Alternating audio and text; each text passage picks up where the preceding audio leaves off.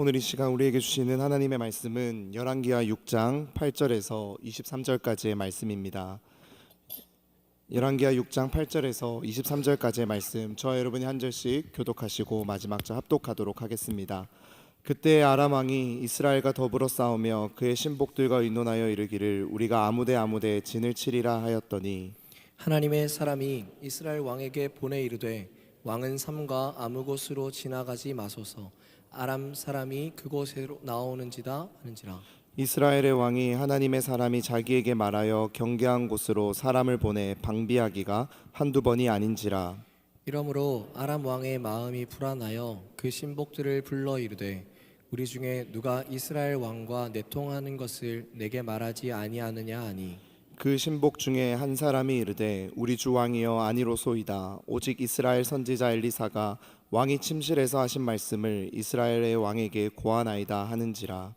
왕이 이르되 너희는 가서 엘리사가 어디 있나 보라. 내가 사람을 보내어 그를 잡으리라. 왕에게 아뢰어 이르되 보라 그가 도단에 있도다 하나이다. 왕이 이에 말과 병거와 많은 군사를 보내매 그들이 밤에 가서 그 성을 에워쌌더라.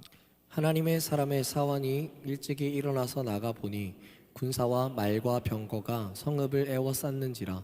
그의 사원이 엘리사에게 말하되 내 주여 우리가 어찌하리이까 하니 대답하되 두려워하지 말라. 우리와 함께한 자가 그들과 함께한 자보다 많으니라 하고 기도하여 이르되 여호와여 원하건대 그의 눈을 열어서 보게 하옵소서 하니 여호와께서 그 청년의 눈을 여심해 그가 보니 불말과 불병거가 산에 가득하여 엘리사를 둘렀더라. 아람 사람이 엘리사에게 내려오매 엘리사가 여호와께 기도하여 이르되 원하건대 저 무리의 눈을 어둡게 하옵소서 하매 엘리사의 말대로 그들의 눈을 어둡게 하신지라. 엘리사가 그들에게 이르되 이는 그 길이 아니요 이는 그 성읍도 아니니 나를 따라오라. 내가 너희를 인도하여 너희가 찾는 사람에게로 나아가리라 하고 그들을 인도하여 사마리아에 이르니라. 사마리아에 들어갈 때에 엘리사가 이르되 여호와여 이 무리의 눈을 열어서 보게 하옵소서 하니 여호와께서 그들의 눈을 여심해 그들이 보니 자기들이 사마리아 가운데에 있더라. 이스라엘의 왕이 그들을 보고 엘리사에게 이르되 내 아버지여 내가 치리이까 하니 대답하되 치지 마소서. 칼과 활로 사로잡은 자인들 어찌 치리이까. 떡과 물을 그들 앞에 두어 먹고 마시게 하고 그들의 주인에게로 돌려보내소서 하는지라. 왕이 위하여 음식을 많이 베풀고 그들이 먹고 마심에 놓아 보내니 그들이 그들의 주인에게로 돌아가니라. 이로부터 아람 군사의 부대가 다시는 이스라엘 땅에 들어오지 못하니라. 아멘. 제가 군 생활을 하고 있었을 때 휴가를 나오면 꼭 경험하는 것이 있었는데요. 그것은 바로 이 길거리를 돌아다니다 보면은 왜 그렇게 이 군인들이 눈에 잘 보이는가 하는 거였습니다. 이 길거리만 나가면은 이 머리를 빡빡 깎은 사람들이 그때는 왜 그렇게 잘 보이던지, 또 여기로 눈을 돌려도 군복 입은 사람이, 저기를 눈을 돌려도 군복 입은 사람이 보이면서 나만 휴가 나온 게 아니었나라는 생각이 들면서 이거 다 이렇게 휴가 나와 있으면 나라는 누가 지키나 하는 걱정을 했던 적이 있었습니다. 또 동시에 군 생활을 할 때는 뉴스나 인터넷을 통해서 이 기사를 볼 때면 이 군대에 관한 이야기, 군인에 관한 이야기가 나오면 저도 모르게 더 관심이 집중되고 더 이렇게 들여다보았던 기억이 있습니다. 그랬던 제가 요즘 또 이와 비슷한 경험을 하고 있습니다. 이 교역자들은 주로 월요일에 쉬지 않습니까? 그래서 이 월요일에 종종 아내와 이 딸과 함께 점심을 먹고 바람을 쐬러 나갈 때가 있는데, 이제 그렇게 꼭 월요일에 나가서 있으면은 이 월요일 낮에 쉬는 사람들, 특별히 이 젊어 보이는 남자분들을 볼 때 왠지 모르게 저 사람도 나와 같이 목사가 아닐까라는 생각을 하게 되는 것입니다. 월요일 낮에 이렇게 쉬고 있으면 되나, 나와 같은 교역자가 아닐까 하면서 아내한테 이야기하면은 아내가 조용히 하라고, 들린다고 막 이렇게 말리기도 합니다. 또 신방을 나가서 이 대학가에서 청년들과 밥을 먹고 있다 보면은 저 왠지 저 테이블도 신방을 하고 있는 것 같은데, 왠지 저분도 목사님인 것 같은데, 막 이런 생각에 저도 모르게 이 관심이 가고 귀가 기울여질 때가 있습니다. 그리고요, 또 제가 이 아빠가 되고 나니까 왜 사람들이 딸바보 하는지 알겠더라고요. 저희 딸이 한 14개월 정도가 되었는데 이제 곧잘 좀 걸어 다닙니다. 그렇게 되니까 집에 있는 이 모서리가 눈에 그렇게 잘 들어오는 거예요. 아내랑 이 둘이서 지낼 때는 집이 전혀 위험하지 않고 안락하고 편안하고 쉼의 공간이었는데 지금은 조심해야 될 것이 너무나도 많은 위험한 공간으로 제게 인식되기 시작했습니다. 그래서 아내가 이 쿠션을 사서 모서리란마다 다 붙여놨는데 저희 딸은 그것만 피해 다니더라고요. 그것만 피해 다니면서 거기에 가서 넘어지고 처박히고 그런 것들을 보고, 또 요즘은 뉴스나 기사를 보면은 이런 아이들에 대한 기사나 뉴스가 왜 그렇게 제 눈에 잘 보이는지, 이렇게 아빠가 되고 나니까 참 많이 눈이 바뀌는 것을 경험하게 되었습니다. 저와 같은 이러한 경험을 앉아 계신 성도님들도 많이 해보신 적이 있지 않으십니까? 이렇게 사람은 자기가 처한 상황과 환경에 따라서, 또 자기가 짊어진 이 책임을 따라서 보는 것과 관심 있는 것이 달라지기 마련입니다. 이 손님이 미어 터질 듯이 몰려올 때 이 아르바이트생과 이 사장님의 관점이 다른 것처럼요, 또 10대와 20대의 시절을, 또 30대의 시절을 이미 다 지나오신 우리 부모님들의 시선과 또 지금의 그때를 지나고 있는 우리 자녀들의 시선이 다른 것처럼, 우리 앞에 놓여 있는 것, 내가 감당해야 할 것, 날마다 살아가는 그 일상을, 우리의 시선과 우리의 관점은 내가 처한 상황과 환경에 따라서, 또 나의 지식과 경험에 따라서 참 달라진다라는 것을 우리가 한 번씩은 경험해 본 적이 있으실 것입니다. 그렇다면요, 이 예수 그리스도를 우리의 주 예수로 고백하고 나의 구주로 고백하고 그 믿음으로 살아가는, 그 믿음으로 내 일상을 바라보는 사람들, 예수를 따라서 이 세상 속으로, 일상 속으로 나아가는 이 믿음을 가진 사람들의 시선은 어떠해야 할까요? 우리가 고백하는 대로, 우리가 날마다 듣고 기도하는 대로, 그 믿음대로 우리의 일상을 늘 마주하고 바라볼 수 있어야 하지 않을까요? 세상 사람들이 바라보는 관점과 그 시선과 그들이 생각하고 판단하는 것과는 다르게 믿음으로 살아가는 사람들은 다르게 볼 수 있어야 하지 않을까요? 사랑하는 여러분, 여러분의 일상을 바라보는 여러분의 시선은, 여러분의 관점은 어떠하십니까? 우리가 매일 마주하는 그 일상을, 우리가 매일 살아가야 하는 그 세상 가운데서 여러분에게 매일같이 다가오는 그 시간들을 어떻게 바라보며 또 어떻게 마주하고 계십니까? 우리가 정말로 예수 그리스도를 믿는 믿음으로 살아가는 인생이라면, 우리가 정말로 이 믿음으로 살아가고 살아내는 사람들이라면, 우리는 이 믿음이 없는 사람들과는 다르게 볼 수 있어야 합니다. 그리스도인은 우리의 육신의 눈으로만 보는 자들이 아닙니다. 그래서 세상 사람들이 다 볼 수 있는 그 정도의 것만을 바라보며 살아가는 사람들이 절대 아닙니다.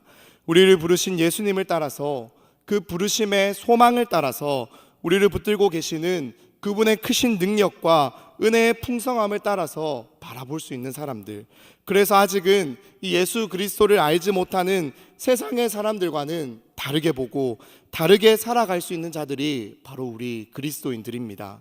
다르게 살아가기 위해서는 다르게 볼 수 있어야 합니다. 다르게 살기 위해서는 다른 것을 볼 수 있어야 합니다. 다른 것을 보기 위해서는 우리의 마음의 눈이 밝아져야 합니다. 그래서 사도 바울은 이 에베소 성도들을 향해서 이렇게 기도하는 것입니다. 에베소서 1장 18절 말씀입니다. 너희의 마음의 눈을 밝히사 그의 부르심의 소망이 무엇이며 성도 안에서 그 기업의 영광의 풍성함이 무엇이며. 사랑하는 여러분, 오늘 이 시간 하나님이 우리의 마음의 눈을 밝혀주시길, 그래서 오늘 우리가 함께 읽었던 이 본문 속에 나오는 엘리사와 함께한 청년의 눈을 열어주셨던 것처럼 하나님의 그 은혜가 동일하게 우리에게도 임하기를, 역사하기를 간절히 소망합니다. 그래서 우리 또한 그 믿음으로, 그 은혜로 우리에게 날마다 다가오는 일상을 바로 볼 수 있게 되기를, 그래서 바로 보고 그 믿음대로 그 은혜로만 살아갈 수 있게 되기를 우리 주님의 이름으로 간절히 축원합니다. 오늘 우리가 읽은 본문 8절을 다시 보면은 오늘 본문의 배경을 살펴볼 수가 있습니다. 8절 말씀에 보면은 이 아람과 이 이스라엘이 전쟁 가운데 있다라는 것을 우리가 확인할 수가 있습니다. 이 당시의 북이스라엘의 왕은 너무나도 이 악한 왕으로 잘 알려졌던 이 아합의 아들인 여호람 또는 요람이라고 불리던 그 왕이 다스리고 있었던 시절입니다. 이때 북이스라엘의 북쪽에 있던 아람은 이 이스라엘의 남쪽에 있던 애굽과의 교역로를 확보하기 위해서 자신과 이 애굽 사이에 놓여 있었던 북이스라엘을 끊임없이 공격해 왔습니다.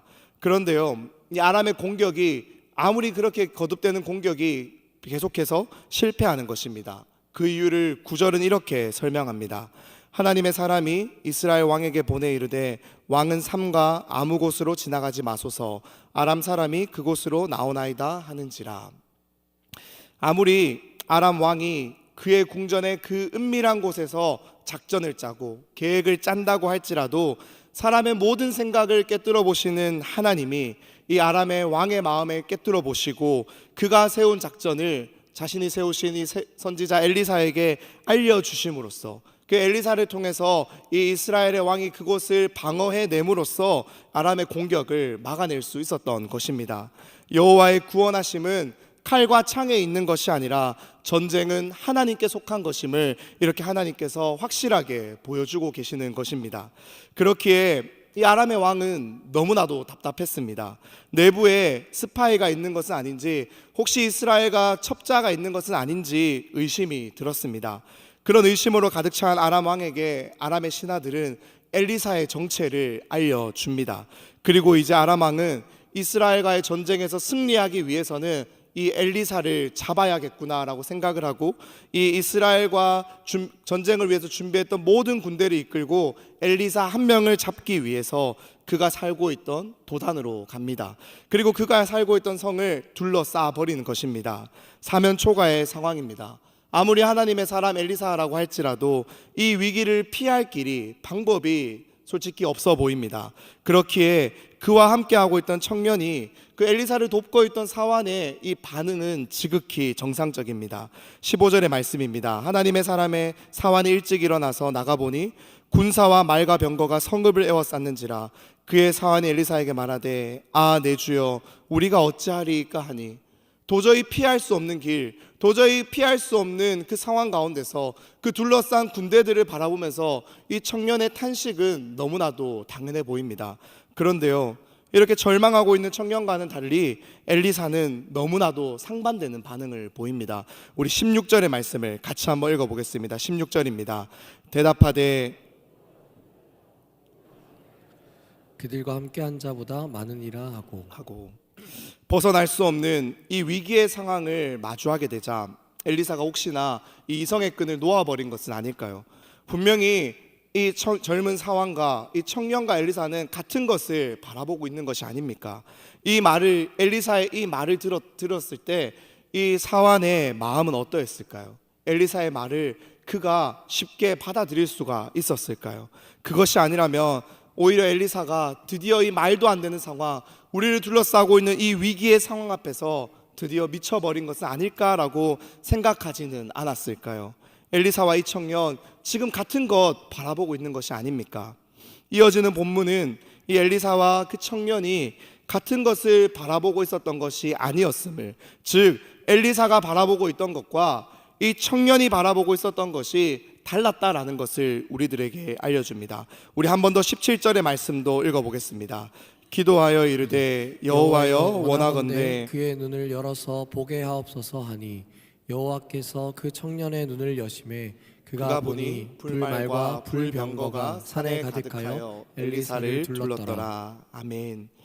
엘리사의 기도로 그 청년의 눈이 열리니 그제야 청년은 이 엘리사가 바라보고 있던 광경을, 그 장관을 바라보게 됩니다. 그리고 엘리사의 말이 거짓이 아니었고 허풍이 아니었다라는 것을 깨닫게 되었습니다. 하나님께서 그 청년의 눈을 열어주시니 이제 엘리사가 말한 우리와 함께한 자들이 저들보다 많다라는 그 말의 의미를, 그것을 참으로 온몸으로 깨닫게 되었던 것입니다. 분명 조금 전까지만 해도 이 청년의 눈에는 아람의 말과 이 병거와 군사밖에 보이지 않았습니다. 그들이 자신이 살던 성읍을 둘러싸고 있는 것만 보였습니다.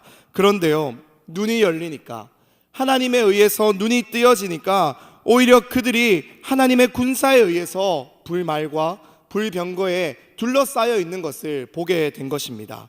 눈이 뜨이지 않았을 때는 이 자신의 눈으로만 바라볼 때는 문제밖에 보이지 않았는데 상황과 환경이 너무나 커서 좌절하고 실망하고 낙심하고 무너질 수밖에 없었는데 하나님께서 눈을 뜨게 하시니 오히려 이제는 모든 상황이 역전되었다라는 것을 바라보게 된 것입니다.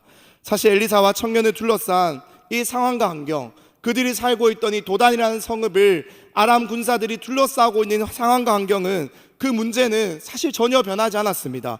그들은 여전히 이 도단성을 둘러싸고 있어요. 여전히 그들은 아람의 말과 병거와 수많은 군사에 둘러싸여 있습니다. 피할 길이 없어 보이는 것은 여전하다라는 거예요. 하지만 이제 어떠했습니까? 이제 모든 문제가 해결이 되었습니다. 모든 상황이 역전이 된 것입니다. 모든 것이 뒤집혔습니다. 두려움에 떨고 있던 그 청년은 이제 온데간데 없습니다. 오히려 하나님의 이 불말과 불병거의 위험 앞에 엎드리고 있는 이 하나님만을 높이고 찬양하는 이 청년만이 남아있다라는 것입니다. 어떻게 문제가 해결되었습니까? 어떻게 이런 상황의 역전이, 대반전이 일어날 수 있게 되었나요? 그 청년의 눈을 열어주심에, 자기의 상황과 환경만을 바라보던 눈이 아니라 그저 주어진 일상을 자신의 힘으로만 살아가던 사람의 눈이 아니라 하나님께서 그 청년의 눈을 열어주셨을 때, 하나님께서 믿음으로 그것을 바라보게 하여 주셨을 때, 청년은 자신을 둘러싼 상황과 환경이 아니라 그 상황과 환경을 넘어서서 일하고 계시는 그 하나님의 도우심을 보게 되었다라는 것입니다. 상황과 환경은 여전합니다. 하지만 하나님의 그의 눈을 열어주시자, 믿음의 눈으로 바라봄의 은혜를 허락해 주시자, 상황과 환경이 더는 그 청년을 어찌할 수 없는, 아니 어떠한 상황 가운데서도 하나님만을 바라볼 수 있게 되었다라는 것입니다. 사랑하는 여러분, 오늘 우리에게도 이 은혜가, 이 믿음이, 이 눈이 열리는 은혜가 있게 되기를 간절히 소망합니다. 그래서 우리 또한 눈을 열어주심의 은혜로 우리에게 날마다 주어지는 일상을, 마주하는 일상을 바라볼 수 있게 되기를 간절히 소망합니다. 하지만 그에 반해서 이 아람의 군사들은 여전히 그렇지 못했습니다. 오히려 그들은 자신의 눈으로 분명히 바라보고 있었는데 그들은 제대로 보고 있지 못하는 것을 확인하게 됩니다. 우리 18절에서 20절까지의 말씀 한번 저와 같이 여러분 한번 교독해 보시기 원합니다. 제가 먼저 18절 읽겠습니다. 아람 사람이 엘리사에게 내려오매 엘리사가 여호와께 기도하여 이르되 원하건대 저 무리의 눈을 어둡게 하옵소서 하매 엘리사의 말대로 그들의 눈을 어둡게 하신지라. 엘리사가 그들에게 이르되 이는 그 길이 아니요 이는 그 성읍도 아니니 나를 따라오라. 내가 너희를 인도하여 너희가 찾는 사람에게로 나아가리라 하고 그들을 인도하여 사마리아에 이르니라. 함께 읽겠습니다. 사마리아에 들어갈 때에 엘리사가 이르되 여호와여 이 무리의 눈을 열어서 보게 하옵소서 하니 여호와께서 그들의 눈을 여심해 그들이 보니 자기들이 사마리아 가운데에 있더라. 이들은 분명히 엘리사를 잡으러 이 도단성에 정확하게 도착을 했습니다. 그리고 다음날 날이 밝으면 우리가 저 성에 들어가서 엘리사를 잡아내겠다라고 분명히 그들의 육신의 눈으로 바라보고 있었습니다. 그런데 그들이 그렇게 찾던, 그렇게 잡고자 원했던 엘리사가 눈앞에 나타나서 말을 하고 있는데 전혀 알아보지 못하는 것입니다. 왜 그렇습니까? 이 마음의 눈이 닫히니 하나님께서 그들의 눈을 어둡게 하니 정말로 너무나도 간단한 사실인데도 그것을 제대로 판단하지 못하는 것입니다. 그들은 엘리사가 있던 도단으로 정확하게 찾아왔지만 마음의 눈이 닫히자 엘리사를 알아보지도 못합니다. 오히려 여기가 아니라는 그 엘리사의 말에 그들은 눈앞에 있는 엘리사를 잡지 못하고 오히려 엘리사의 뒤를 따라서 사마리아 성읍의 한복판으로, 적국의 수도 한가운데로 제 발로 들어가는 것을 우리가 확인하게 됩니다. 사랑하는 여러분, 이렇게 하나님은 우리에게 지금 분명히 말씀해 주고 계십니다. 우리의 육신의 눈으로만 바라보는 것은 결코 전부가 아니다라는 것을 말입니다. 때때로 우리도 이와 비슷한 경험을 해보신 적이 있지 않으십니까? 분명히 누가 봐도 틀린 선택인데, 그렇게 계속하면은 망하는 길인데 자신의 고집 때문에, 욕심 때문에, 자존심 때문에, 욕망 때문에 끝까지 내 선택을, 내 고집을 고수하다가 넘어지고 결국에는 피를 보고 큰 코 다치고 나서야 내가 틀렸구나, 그때 내가 그 말을 들었어야 되는데, 내가 그때 돌아섰어야 되는데 라고 후회되는 것을 경험한 적이 있지 않으십니까? 아무리 육신의 눈으로 바르게 보고 있다라고 해도, 아무리 우리의 육신의 눈에 시력이 뛰어나다라고 해도, 우리의 마음의 눈이 띄어져 있지 않다라면, 밝아져 있지 않다라면, 그러한 사람의 걸음은 오늘 본문의 아람 군대의 걸음과 같을 수밖에 없음을 기억하길 소망합니다. 그렇게 우리는 변하지 않는 이 하나님의 말씀을, 변하지 않는 이 하나님의 약속을 더욱 바라보면서 그 약속으로, 그 말씀으로 내 일상을 바라볼 수 있는 믿음의 사람들이 되어야 합니다. 하나님의 은혜로 눈이 열린 인생, 그래서 하나님의 약속의 말씀을 붙잡아 믿음으로 내게 주어진 일상을 바로 보는 인생은 더는 내게 주어진 상황과 환경을 두려워하지 않습니다. 더는 문제만을 바라보지 않기 때문입니다. 내 눈으로 보는 것이 전부가 아닌 것을 확신하기 때문입니다. 그래서 시편의 기자는 이렇게 우리에게 고백합니다. 내가 산을 향하여 눈을 들리라. 나의 도움이 어디서 올까? 나의 도움은 천지를 지으신 여호와에게서로다. 아멘. 우리를 지키시는 하나님은 지치지 않으십니다. 우리를 지키시는 하나님은 졸지도 않으십니다. 그렇기에 해와 달도 우리를 해치 못합니다. 모든 환난을 명쾌하시고 우리의 출입을 항상 지켜주십니다. 우리가 넘어진다 하더라도 우리가 아주 엎드러지지 않도록 하나님은 날마다 우리를 당신의 손으로 붙잡아 주십니다. 그렇기에 문제가, 상황이, 두려움이 나를 엄습할 때, 그래서 사면초가의 상황에 몰린 것만 같고 도무지 헤쳐나갈 방법이 보이지 않을 때 우리는 산을 향하여 눈을 들 수 있어야 합니다.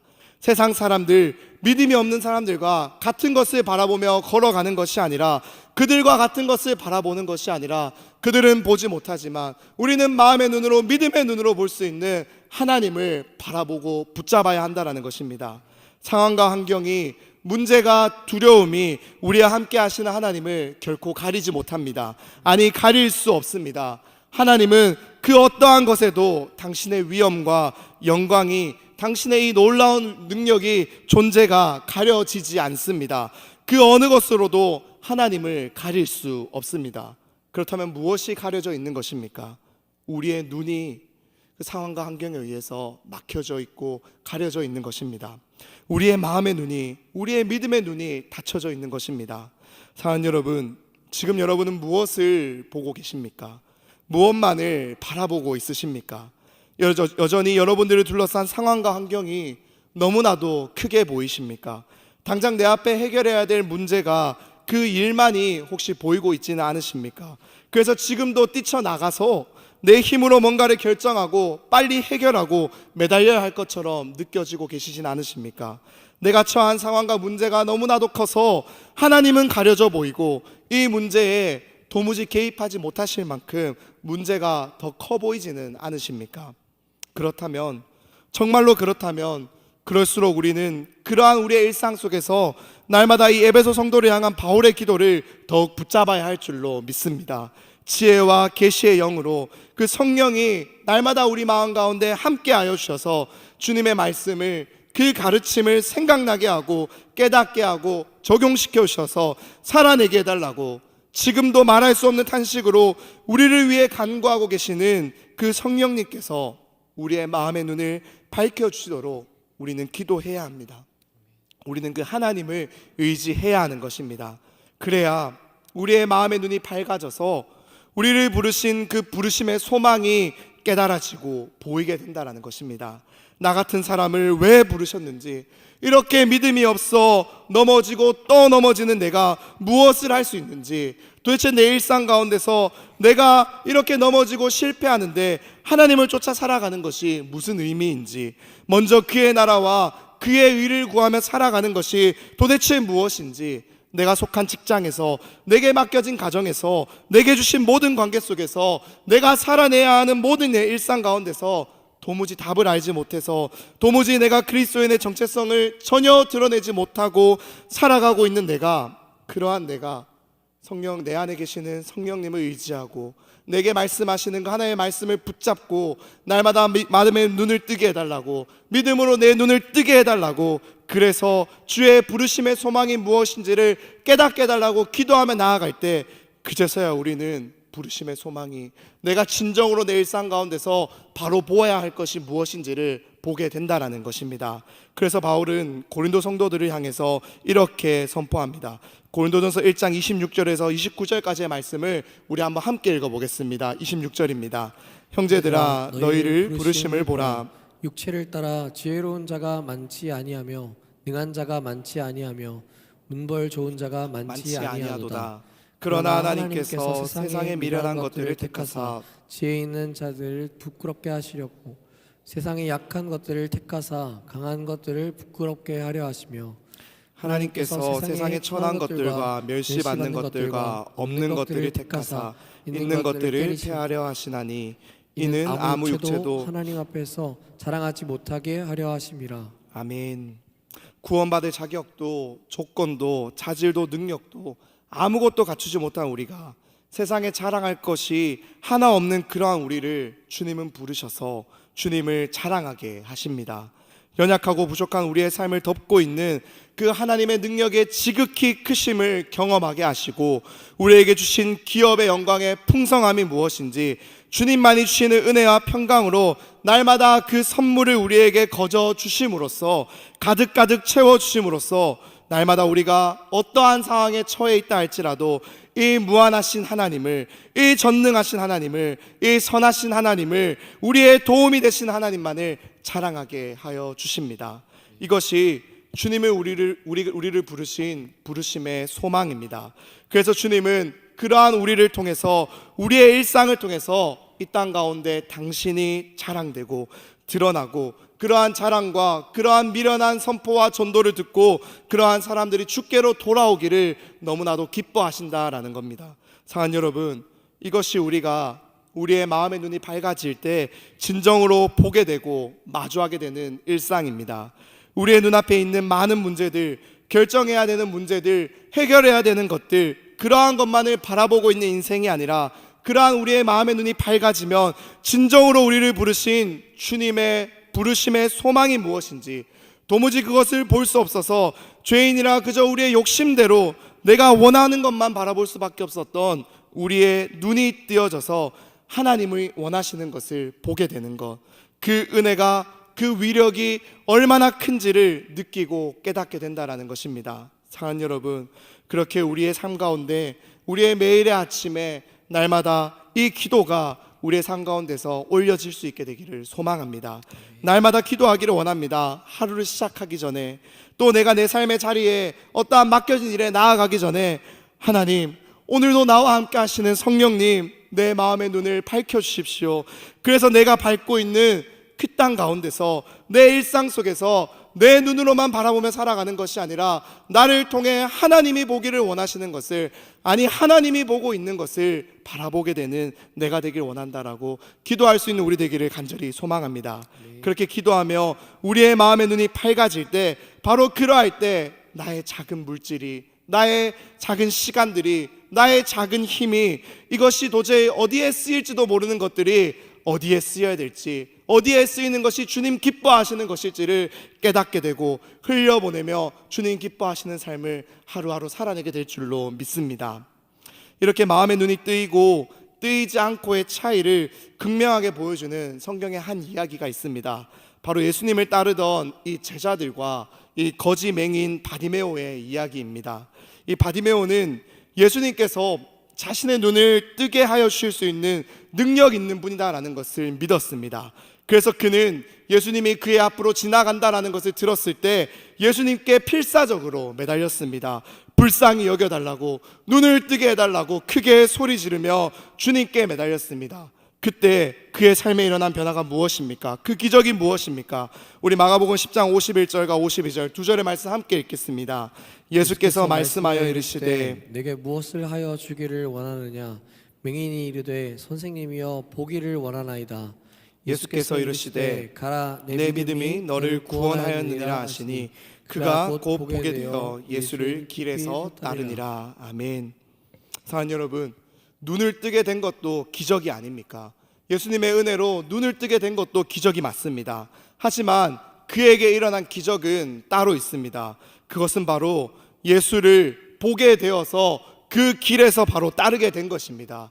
예수님은 맹인 바디메오의 눈을 뜨게 하여 주셨을 때 단순히 육신의 눈만을 뜨게 하여 주시고 회복시켜 주신 것이 아니라 그의 마음의 눈도 밝혀 주셨던 것입니다.